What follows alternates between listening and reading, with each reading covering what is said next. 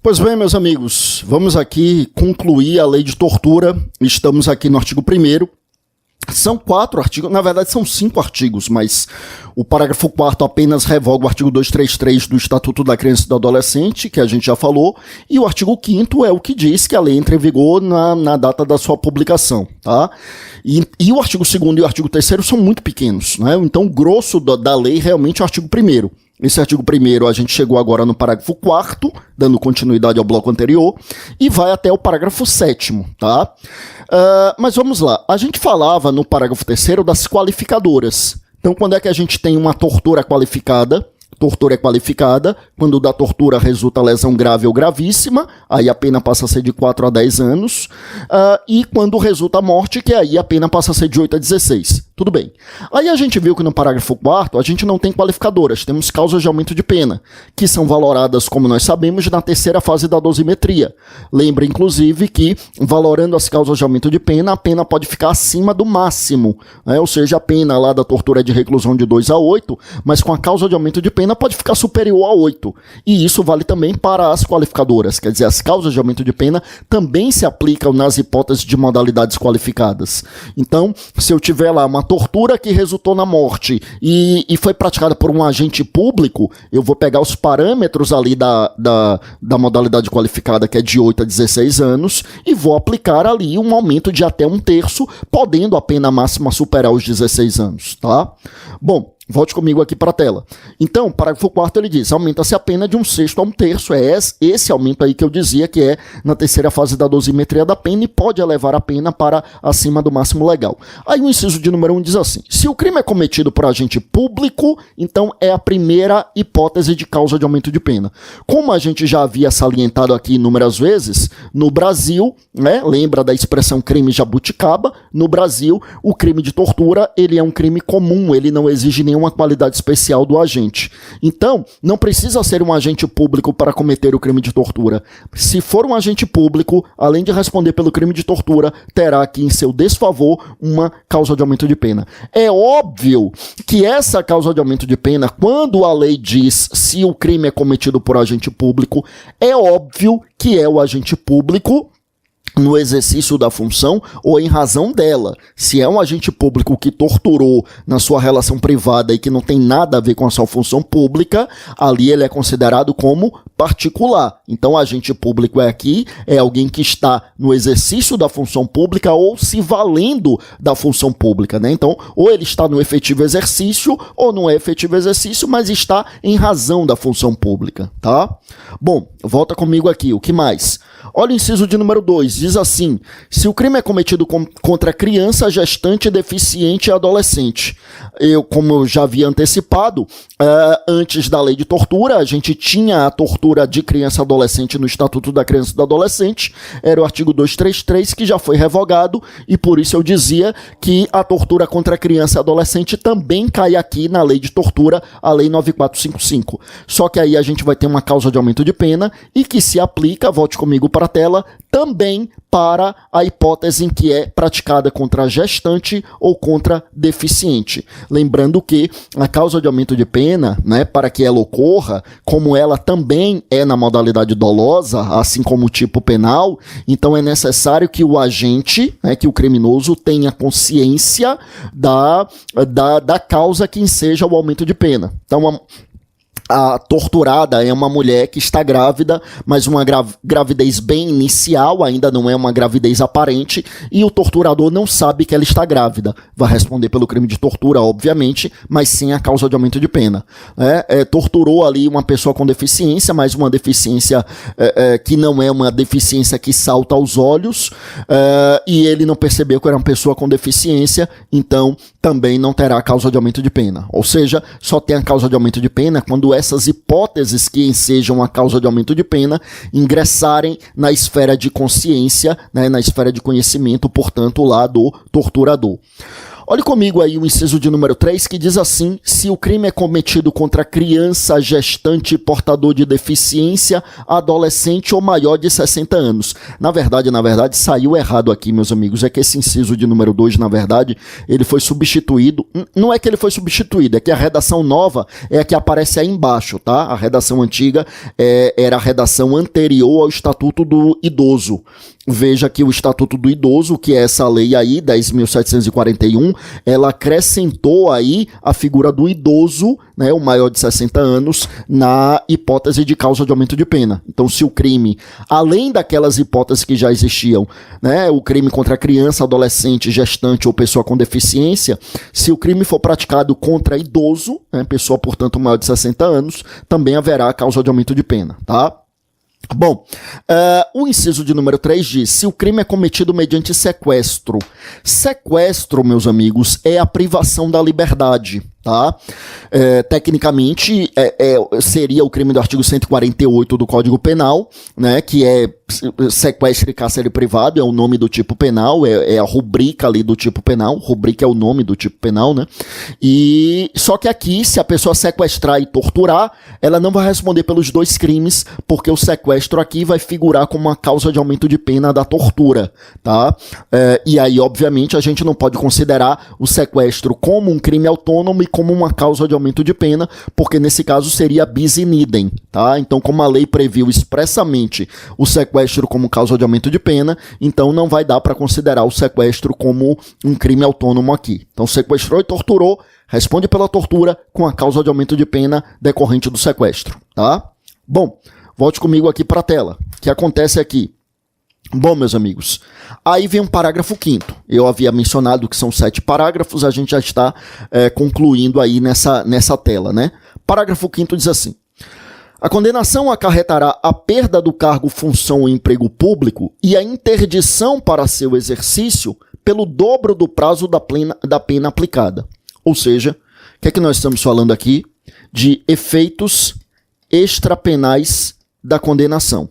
Efeitos extrapenais da condenação, tá? Então, existem efeitos extrapenais da condenação. No Código Penal, eles estão previstos no artigo 91, 91A e 92, né? São, eu repito, efeitos extrapenais da condenação.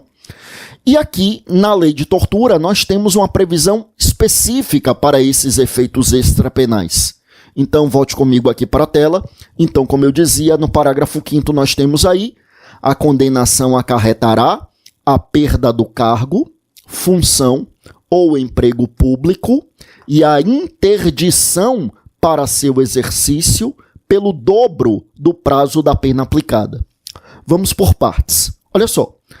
Quando o parágrafo 5º diz aí: a condenação acarretará a perda do cargo, função ou emprego público, é evidente, meus amigos, que este efeito extrapenal somente se fará presente na hipótese em que realmente houver o exercício, o crime praticado no exercício ou em razão do cargo, emprego ou função, tá? Então aqui quando se diz, eu repito, que a gente vai ter a figura, né, da perda do cargo, emprego ou função pública, então é para quando o crime é praticado no exercício, no efetivo exercício, ou em razão do cargo, emprego ou função pública. Aí o sujeito vai perder e ele fica, volte comigo para a tela, impedido para seu exercício pelo dobro do prazo da pena aplicada. Só para a gente entender, quando se diz que ele perde, pronto, é definitivo. Essa interdição para seu exercício é eventual interdição para o exercício de um novo cargo, emprego ou função, tá? Então o sujeito ali, ele é um policial. Aí ele torturou alguém para obter uma confissão. Aí cometeu o crime ali do artigo 1º, inciso de número 1, a linha A. Tudo devidamente comprovado, ele é condenado. E aí vamos imaginar, né, a pena de reclusão de 2 a 8 anos, e como ele é um agente público, então ainda tem a causa de aumento de pena de 1/6 ali até 1/3. Aí vamos imaginar que ele foi condenado a uma pena de, sei lá, 6 anos. Chutando aqui, né, números aleatórios, né, 2 a 8 com a causa de aumento de pena, e vamos imaginar que teve ali algum atenuante, etc e tal, então 6 anos, né, ou mais, que seja, não importa aqui, eu só tô chutando, né, caso você tenha achado a pena não razoável, eu não parei para fazer dosimetria, eu chutei um número aleatório, né, não estamos aqui em aula de sentença, né, eu chutei um número aleatório, 6 anos. Tá, o que acontece?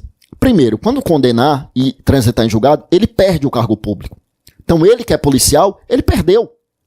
Era concursado, era estável, né? Estabilidade não é eternidade. Então o fato de ser estável, evidentemente, a condenação criminal ele pode perder o cargo. Então, era concursado, estável, mas foi condenado pelo crime de tortura e o crime praticado em razão do cargo público, perdeu o cargo. Perdeu. Ele pode voltar para a polícia? Pode, desde que ele faça um novo concurso. E ainda assim, a interdição será por 12 anos. Ou seja, essa interdição, como eu dizia, não é porque depois da interdição ele já volta automaticamente para o cargo dele, não. O cargo ele perdeu é definitivo, já era. O que ele pode é fazer um novo concurso.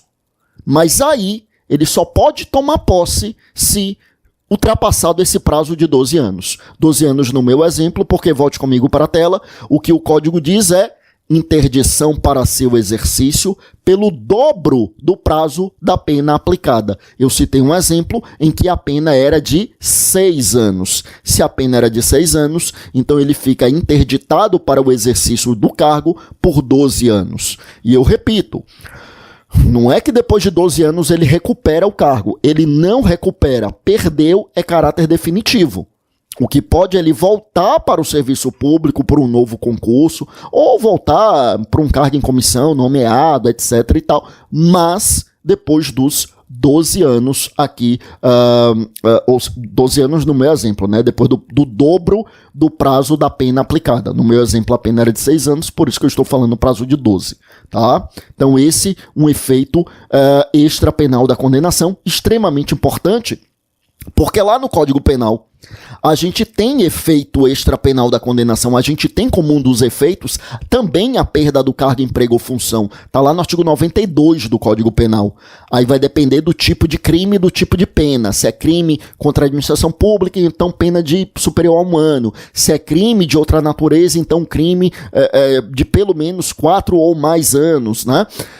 E a gente não tem essa interdição pelo dobro do prazo da pena, isso não tem lá no Código Penal, então é importante a gente lembrar isso aqui, né, que é uma regra bem interessante, uma regra peculiar, uma regra particular da lei de tortura, mas extremamente importante para a gente lembrar na hora da prova, tá? Aí olha o parágrafo 6º, diz assim: o crime de tortura é inafiançável e suscetível de anistia ou graça.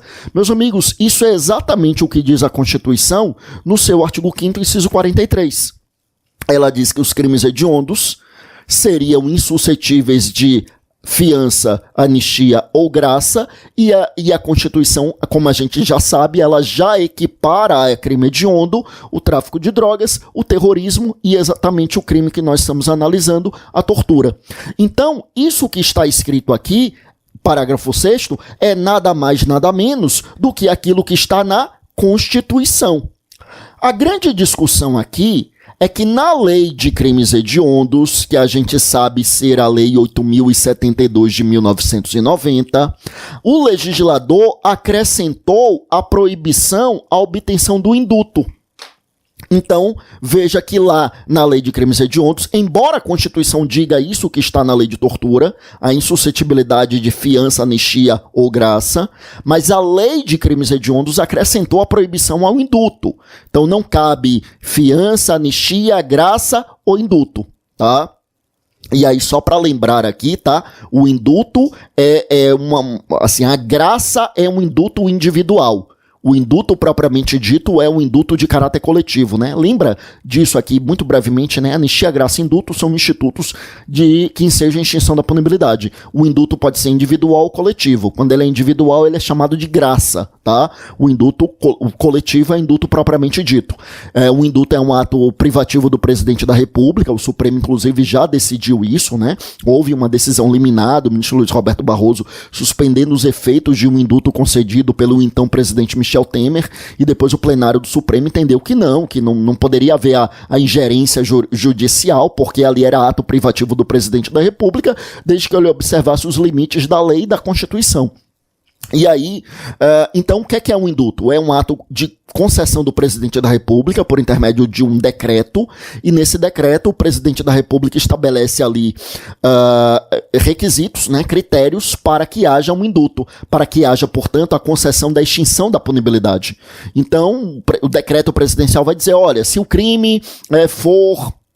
sei lá, né? Crime sem violência, grave ameaça, o criminoso idoso já cumpriu 2/3 da pena, tem bom comportamento, só estou citando exemplos aqui. Aí o juiz da execução vê quem se adequa àquela hipótese do decreto e declara a extinção da punibilidade, acabou, o sujeito está solto, acabou, enfim.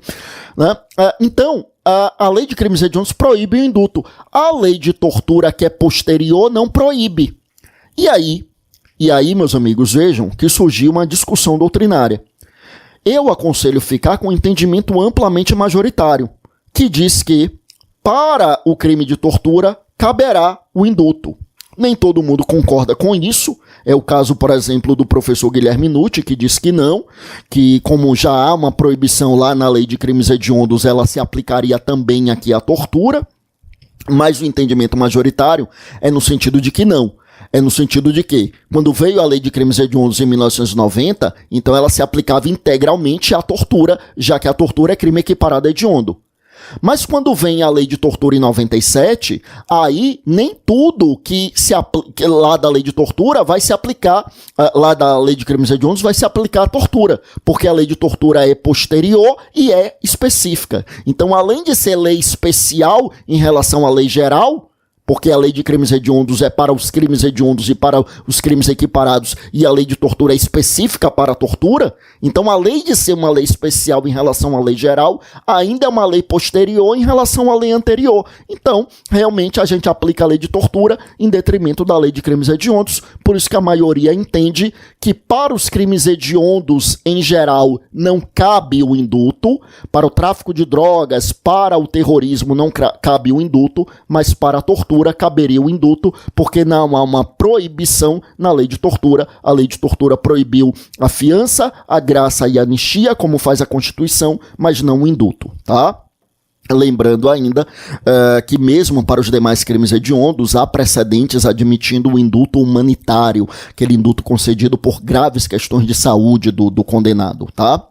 Voltando aqui comigo, meus amigos, parágrafo 7º diz assim: o condenado por crime previsto nesta lei, salvo a hipótese do parágrafo 2º, iniciará o cumprimento da pena em regime fechado. E aqui é interessante também, né, veja, salvo a hipótese do parágrafo 2º, o parágrafo 2º a gente lembra que é a tortura ou omissão, tá? Então, salvo a hipótese da tortura ou omissão, então, né, até porque, como a gente comentou aqui, né, a tortura ou omissão, para ela é prevista a pena de detenção. E na detenção, o regime inicial não é o fechado, ou é semiaberto ou é aberto, tá? Mas para os demais casos, o regime inicial será o fechado. É interessante isso aqui, porque a época em que foi aprovada a lei de tortura, né, em 97, ainda vigorava a redação antiga do artigo 2º da lei de crimes hediondos. E o artigo 2º dizia naquela época que o crime hediondo apenas seria cumprido em regime integralmente fechado, portanto, proibindo a progressão de regime. Aí veio a lei de tortura e disse regime inicialmente fechado, portanto, admitindo a progressão de regime. Tá? Então, a lei de tortura foi a primeira hipótese de um crime, entre os crimes hediondos ou equiparados hediondos, a permitir a progressão de regime. E naquela época, o Supremo entendeu que só podia progredir na tortura, nos outros crimes hediondos e equiparados não podia progredir.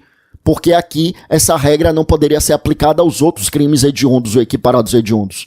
Claro que depois a jurisprudência do Supremo mudou e o Supremo declarou a inconstitucionalidade lá do artigo 2º da Lei de Crimes Hediondos, dizendo que não pode proibir em abstrato a progressão de regime, porque isso violaria a individualização da pena, inclusive se tornou a súmula vinculante 26. E aí, em 2007, quer dizer, 10 anos depois da Lei de Tortura, foi alterado o artigo 2º da Lei de Crimes Hediondos, e hoje o artigo 2º da Lei de Crimes Hediondos diz exatamente aqui o que diz a Lei de Tortura, ou seja, que o regime será inicialmente fechado e não integralmente fechado. Cuidado! O Supremo tem precedente reconhecendo que mesmo essa determinação de um regime inicialmente fechado seria inconstitucional por violação ao princípio da individualização da pena, tá? Não foi controle concentrado de constitucionalidade, era controle difuso mesmo, mas tem esse precedente do Supremo, é importante que a gente conheça, tá?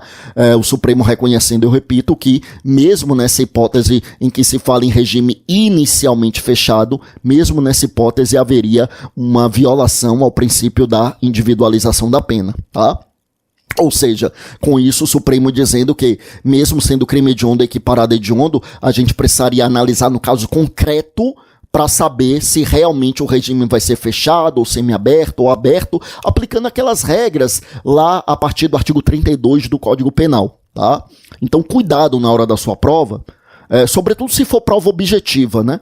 Porque a gente tem que ler o enunciado da questão para saber se ele está se apegando à literalidade legislativa ou se ele está se apegando ali à jurisprudência do Supremo, né? O que é que diz o enunciado? De acordo com o Supremo, pronto, você já sabe, né? Aí, conforme a lei de tortura, aí você já sabe que diz que o regime é inicialmente fechado, salvo no caso da tortura ou omissão. Aliás, essa hipótese da ressalva da tortura ou omissão eu já vi cair inúmeras vezes em prova de concurso, né? Então cuidado com isso, tá? Volte comigo para a tela. Que mais, meus amigos? Que mais? Olha só. Então, essa é a ideia aqui do parágrafo 7º. Eu vou avançar mais um pouco, olha só. A gente tem aqui o parágrafo 2º. O artigo 2º. Já fechando aqui a lei, né? Artigo 2º diz assim: o disposto nessa lei aplica-se quando o crime não tenha sido cometido em território nacional, sendo a vítima brasileira ou encontrando-se o agente em local sob jurisdição brasileira. Vamos por partes. Aqui a gente tem uma regra de extraterritorialidade da lei penal brasileira. As hipóteses de extraterritorialidade, meus amigos, elas se encontram lá no Código Penal, no artigo 7º. E lá no artigo 7º do Código Penal, a gente tem, no artigo 7º, inciso 1, hipóteses de extraterritorialidade incondicionada. Ou seja, são hipóteses nas quais o Brasil pretende aplicar a sua lei brasileira, independentemente de qualquer condição. E no inciso 2, nós temos as chamadas extraterritorialidades condicionadas, hipóteses nas quais o Brasil pretende aplicar a sua lei brasileira, mas desde que observado algumas condições. O sujeito entrar no Brasil, não ter cumprido pena no exterior, não ter sido absolvido ou perdoado ou declarado extinta a punibilidade no exterior, que a conduta também seja crime no exterior, que esteja prevista em tratado que admita a extradição, enfim. Aqui nós temos uma regra também de extraterritorialidade, ou seja, o Brasil pretendendo aplicar a sua lei brasileira a um crime ocorrido fora do Brasil.